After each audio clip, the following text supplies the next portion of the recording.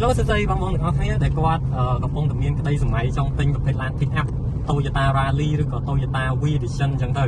អញ្ចឹងថ្ងៃនេះខ្ញុំក៏សូមធ្វើការ review បន្តិចនៅតួខាងក្នុងរបស់ Toyota Hilux Revo V Edition បាទយើងមានលក់បន្តោងសោគៀមុននឹងស្អាតអាចធ្វើការបញ្ជាទិញឥឡូវនេះបានសូមអរគុណអូខេយើងនិយាយគុណសម្បត្តិមួយនេះខ្ញុំចូលមកឡាននេះគឺខ្ពស់តែម្ដងស្រួលបើក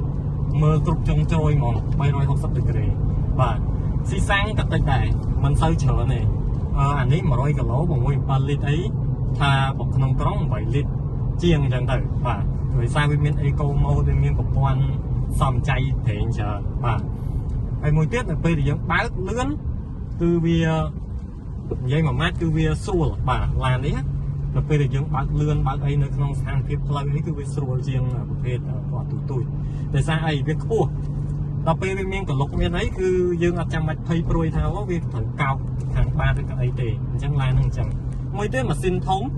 នៅពេលដែលម៉ាស៊ីនធំអញ្ចឹងគឺបងប្អូនអាចធ្វើការជន់វ៉ាអីអែមមកមួយទៀតគឺវាមានប៊ូតុងនេះខាងក្រោមនេះបង្ហាញតិចប៊ូតុងនេះគឺជាប៊ូតុង power mode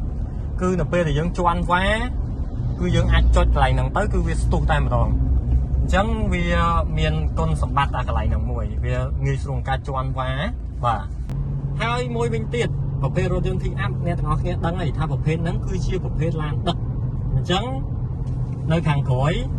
អ្នកទាំងអស់គ្នាអាចធ្វើការដឹកអីវ៉ាន់បាន1តោនបា